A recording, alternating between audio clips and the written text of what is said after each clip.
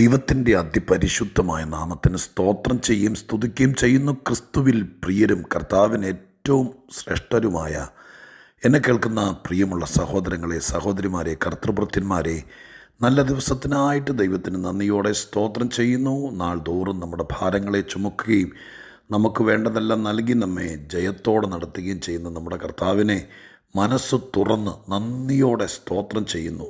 ദൈവസന്നിധിയിൽ എല്ലാ പുകഴ്ചയ്ക്കും എല്ലാ മഹത്വത്തിനും സർവ്വ ആരാധനയ്ക്കും യോഗ്യനായ മഹാദൈവത്തിന് നന്ദി നിറഞ്ഞ ഹൃദയത്തോടെ സ്തോത്രം ചെയ്തുകൊണ്ട് ദൈവവചനം കേൾപ്പാൻ തൽപരരായ നിങ്ങൾക്ക് സ്നേഹത്തോടെ എൻ്റെ വിനീത വന്ദനങ്ങൾ അറിയിച്ചുകൊണ്ട് ഞാൻ നിങ്ങൾക്ക് തരാൻ ദൈവം എന്നെ ഏൽപ്പിക്കുന്ന ദൈവിക ദൂതിലേക്ക് പ്രവേശിക്കുകയാണ്. ഇന്ന് ദൈവാലോചനയ്ക്കായി കർത്താവിൻ്റെ ഹൃദയത്തിൽ പ്രകാശിപ്പിച്ചിരിക്കുന്ന വേദവാക്യം 75-ാം സങ്കീർത്തനത്തിൻ്റെ 7-ാം വാക്യമാണ്. 75-ാം സങ്കീർത്തനം 7-ാമത്തെ വാക്യം ഞാൻ നിങ്ങളെ വായിച്ച് കേൾപ്പിക്കാം. ദൈവം ന്യായാധിപതിയാകുന്നു. അവിടുന്ന് ഒരുത്തനെ താഴ്ത്തുകയും മറ്റൊരുത്തനെ ഉയർത്തുകയും ചെയ്യുന്നു. ദൈവം ന്യായാധിപതിയാണ്. ആ ദൈവം ഒരുത്തനെ താഴ്ത്തുന്നു, ഒരുത്തനെ ഉയർത്തുന്നു. ദൈവം ഒരു ഏകാധിപതിയാണ്. ദൈവം ന്യായാധിപതിയാണ്. ദൈവത്തിന് സർവാധികാരമുണ്ട്. പ്രത്യേക മനുഷ്യൻ്റെ മേൽ ഇത്ര അധികാരമുള്ള ഒരു ശക്തിയും ലോകത്തിലില്ല. സർവശക്തനായ ദൈവം, മനുഷ്യൻ്റെ സൃഷ്ടാവായ ദൈവം, ആ ദൈവത്തിന് ആരംഗീകരിച്ചാലും ഇല്ലെങ്കിലും നമ്മുടെ മേൽ ഏറ്റവും പരമമായിരിക്കുന്ന അധികാരമുണ്ടെന്നുള്ള കാര്യം വസ്തുനിഷ്ഠമായ സത്യമാണ്. ആ ദൈവം മനുഷ്യരുടെ മേൽ ചെയ്യുന്ന അസാധാരണമായിരിക്കുന്ന പ്രവർത്തികൾ, അത് വിശുദ്ധ ബൈബിൾ ആദിയോണന്തം സവിസ്തരം പ്രതിപാദിക്കുന്നുണ്ട്.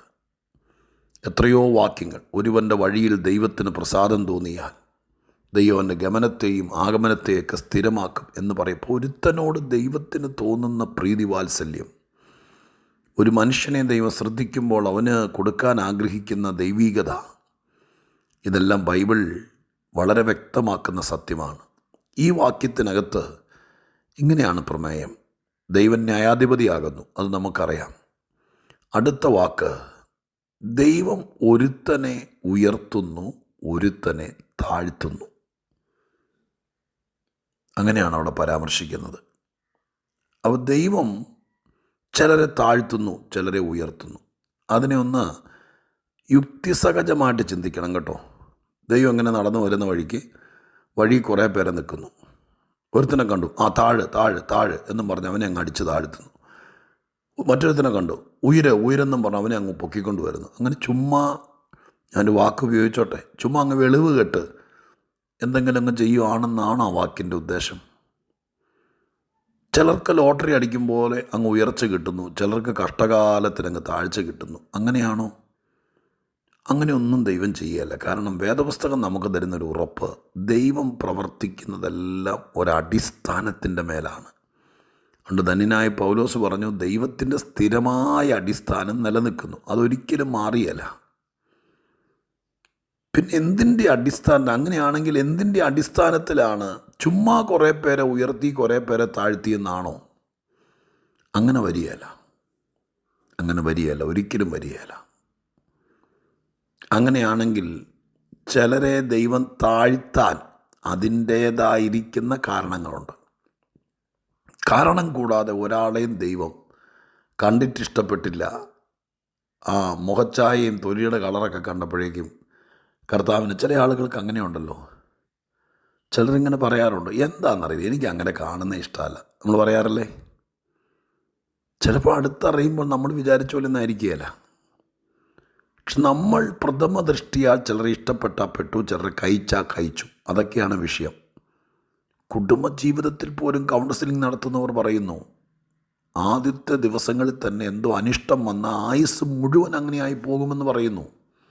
അപ്പം നമ്മുടെ ഒരു ആദ്യത്തെ കൂടിക്കാഴ്ച, ആദ്യത്തെ ഇടപെടൽ, അതിനകത്ത് വന്നു പോയ സംഭവം അപ്പോൾ അന്നേ ചിലർ പറയുന്നത് കേട്ടിട്ടില്ലേ, അന്ന് ഞാൻ ആദ്യം കണ്ടപ്പോഴേ എനിക്ക് തോന്നി, അത് ഇന്ന കാര്യത്തിൻ്റെ വെളിച്ചത്തിൽ അന്നേ എനിക്ക് മനസ്സിലായി ഇത് ശരിയാവില്ലെന്ന്. അപ്പം നമ്മൾ ചില കാര്യങ്ങൾ അന്നേ കണ്ടു, അങ്ങനെ തന്നെ നമ്മുടെ മനസ്സിൽ ഉൾക്കൊള്ളാതെ ഇങ്ങനെ കഴിച്ച് പുളിച്ചിരുന്നു, അതങ്ങനെ സംഭവിച്ചു.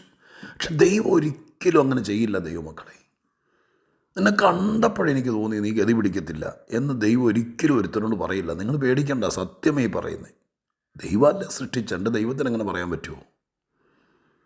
പിന്നെ എന്തിൻ്റെ അടിസ്ഥാനത്തിലാണ് ചിലരെ താഴ്ത്തുന്നു?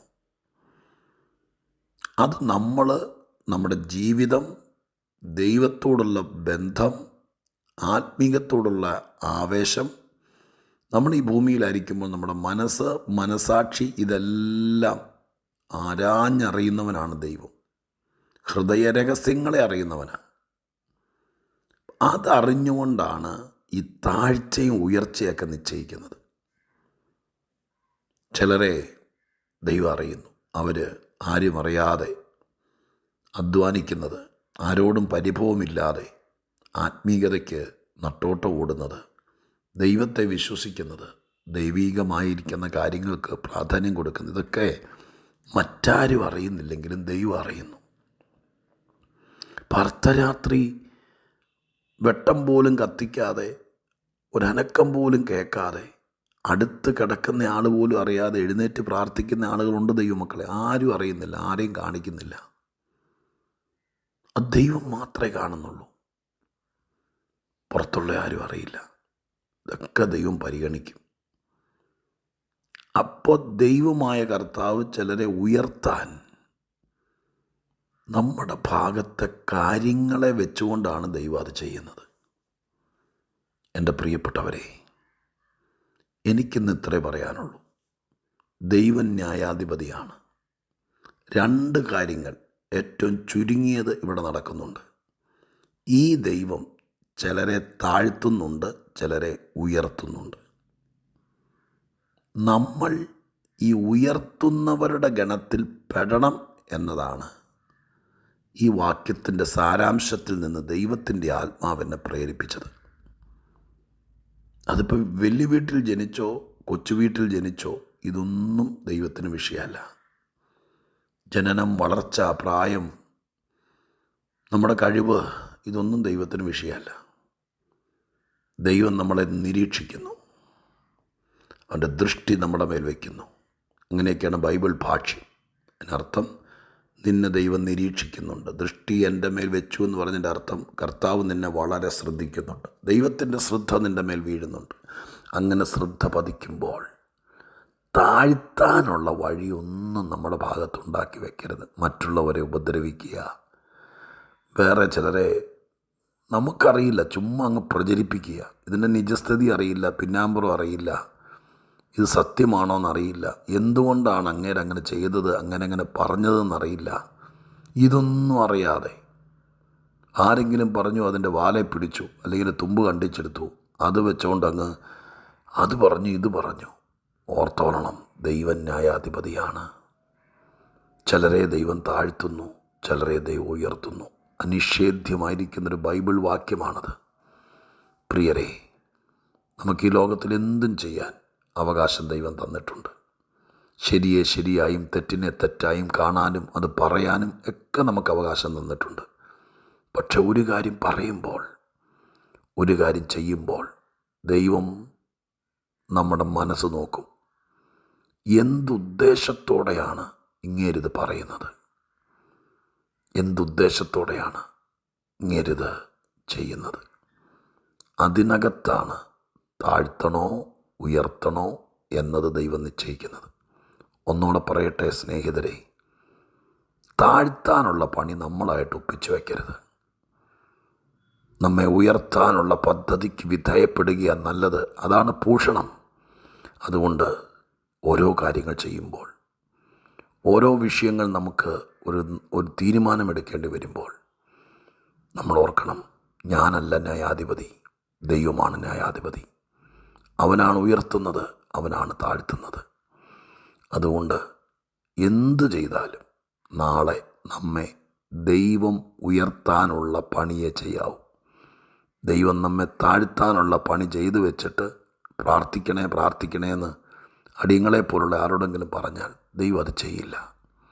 നമ്മുടെ പ്രവൃത്തി, നമ്മുടെ നയങ്ങൾ, നമ്മുടെ ചിന്തകൾ, നമ്മുടെ വാക്കുകൾ, നമ്മൾ ചെയ്യുന്ന ഓരോ കാര്യങ്ങൾ നിനക്കും നിൻ്റെ കുഞ്ഞുങ്ങൾക്കും ഉയർച്ച മാത്രം വരാനുള്ളതേ ചെയ്യാവൂ.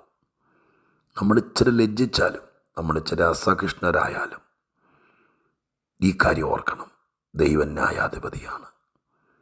അവിടെ നിന്നാണ് ഉയർത്തുന്നത്, അവിടെ നിന്നാണ് താഴ്ത്തുന്നത്. അതുകൊണ്ട് തമ്പുരാൻ ഉയർത്താനുള്ള വഴികൾ നമുക്ക് ചെയ്തു വയ്ക്കാം. ദൈവം ഉയർത്തിക്കോളും. താഴ്ത്തിക്കളഞ്ഞ ഒത്തിരി പേർ വേദപുസ്തകത്തിനകത്തുണ്ട്. ദൈവം താഴ്ത്തിക്കളഞ്ഞവർ, അവരുടെ ഗണത്തിൽ നമ്മൾ അകപ്പെടാതിരിക്കാൻ നമുക്ക് ദൈവത്തോട് ആത്മാർത്ഥമായി പ്രാർത്ഥിക്കാം, ദൈവകരങ്ങളിൽ ഏൽപ്പിക്കാം, അതിനായിട്ട് നമ്മെ തന്നെ ഒരുക്കാം, ദൈവത്തിങ്കൽ താഴ്ത്താം.